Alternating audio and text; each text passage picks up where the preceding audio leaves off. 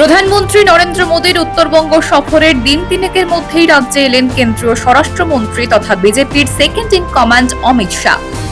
রবিবার তার প্রথম কর্মসূচি ছিল নিউ টাউনে। মূলত রাজারহাট নিউ টাউনে সেন্ট্রাল ফরেন্সিক সায়েন্স ল্যাবরেটরির নতুন ভবন উদ্বোধন করেন তিনি।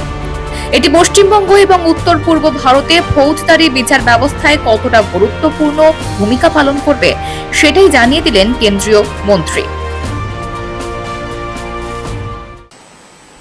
सुरक्षित, पारदर्शी और evidence based criminal justice system के निर्माण में लगी है। इसमें आज एक और कड़ी जुड़ने जा रही है। दिखने में तो महज 88 करोड़ की लागत से एफएसएल का निर्माण हुआ है, परंतु इस एफएसएल के सीएफएसएल के माध्यम से पश्चिम बंगाल, झारखंड, बिहार, ओडिशा, असम, सिक्किम और उत्तर पूर्व के सभी राज्यों को evidence based criminal justice system develop करने में एक होलिस्टिक अप्रोच की भूमिका का निर्वहन करने में मदद करेगा। ये सभी राज्यों से, पूरे नॉर्थ ईस्ट से कॉम्प्लिकेटेड केस तो यहां आएंगे ही आएंगे, हर विधा के आएंगे, परंतु इसके साथ साथ हमारे 3 नए आपराधिक न्याय प्रणाली से जुड़े कानून और उसके क्रियान्वयन में एविडेंस का महत्व, फॉरेंसिक साइंस का महत्व और उसका दोषियों को सजा कराने में महत्व, ये तीनों प्रक्रिया को समझाने में, अपनाने में और उसको अंततोगत्वा पुलिस स्टेशन तक पहुंचाने में इस एफएसएल का बहुत बड़ा रोल रहने वाला है। নিউ টাউনে 6 একর জমিতে প্রায় 90 কোটি টাকা খরচ করে এই সায়েন্স ল্যাবরেটরি চালু করা হলো। এতে কোন কোন বিষয় পরীক্ষা করা হবে তা জানালেন কেন্দ্রীয় মন্ত্রী।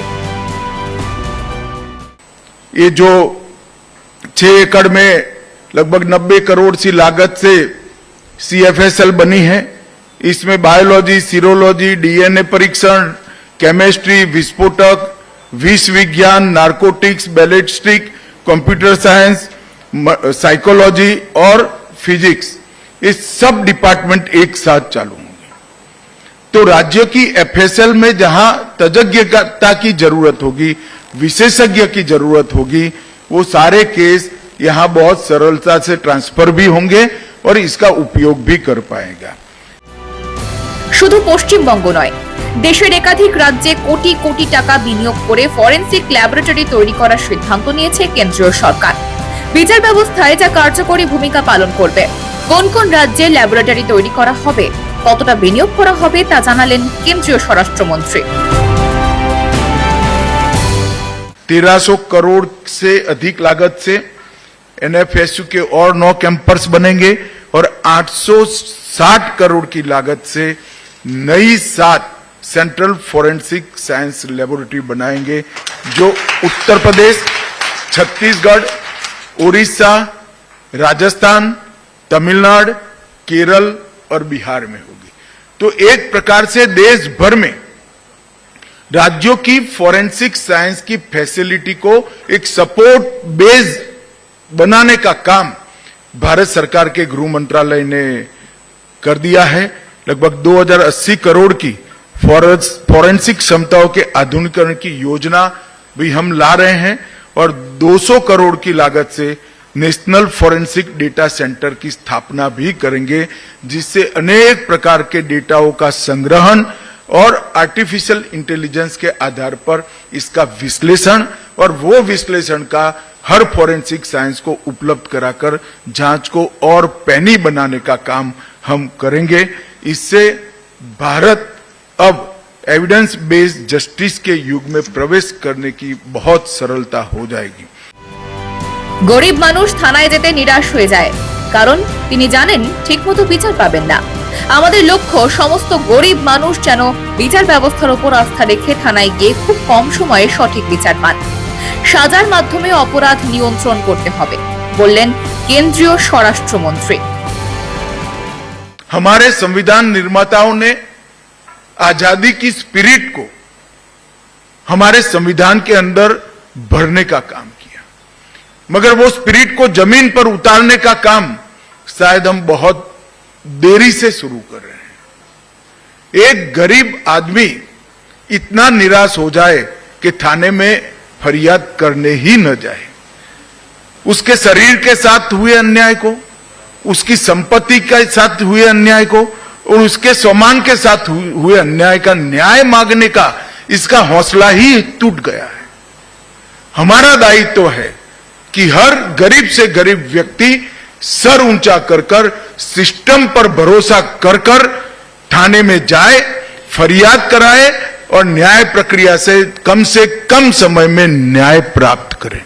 और इसके लिए फॉरेंसिक साइंस का ये पूरा फैमिली जो है, चाहे CFSL होगा, चाहे NFSU होगा, चाहे राज्य की फॉरेंसिक साइंस लेबोरेटरीज होगी, ये पूरे परिवार ने अपना रोल धर्म समझकर अपनाना होगा। एक स्पिरिट के साथ कि हम देश में न्याय के परिदृश्य को बदलना चाहते हैं, हम देश में समय पर न्याय उपलब्ध कराना चाहते हैं और हम देश में देश का सजा कराने का दर दुनिया में सबसे ऊपर ले जाना चाहते हैं और सजा कराकर हम क्राइम को कंट्रोल करेंगे। ये मिशन के साथ आप लोगों ने काम करना चाहिए। শাহ কলকাতায় আসার আগে শনিবার এক্স হ্যান্ডেলে নিজের সফরসূচি নিয়ে পোস্ট করেন। ইংরেজি এবং বাংলা উভয় ভাষাতেই পোস্ট করে তিনি লেখেন, কলকাতার উদ্দেশ্যে রওনা হচ্ছেন।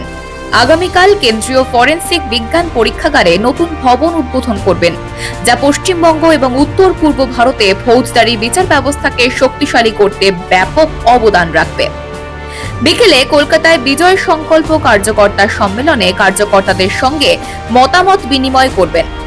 কর্মসূচিতে যোগদানের জন্য তিনি অধীর আগ্রহে অপেক্ষা করছেন। শনিবার রাত 10টা নাগাদ বৃষ্টিস্নাত কলকাতা বিমানবন্দরে নামেন অমিত শাহ। সেখানে তাকে সাদর আমন্ত্রণ জানাতে আগে থেকেই উপস্থিত ছিলেন বিজেপির রাজ্য সভাপতি সুকান্ত মজুমদার, রাজ্যের বিরোধী দলনেতা শুভেন্দু অধিকারী, অগ্নিমিত্রা পাল সহ বিজেপির একাধিক শীর্ষ নেতৃত্ব। একই সঙ্গে ঢাক ঢোল নিয়ে সেখানে হাজির ছিলেন বহু বিজেপি কর্মী সমর্থক। গলায় উত্তরীয় পরিয়ে তাকে সংবর্ধনা জানান বিজেপির একাধিক নেতা। বিমানবন্দর থেকে বেরিয়েই কর্মী সমর্থকদের সঙ্গে দেখা করেন শাহ, হাত নাড়িয়ে জানান অভিবাদন। তারপর গাড়িতে উঠে রওনা দেন বাইপাসের ধারের অভিজাত হোটেলে রাত্রিবাসের জন্য।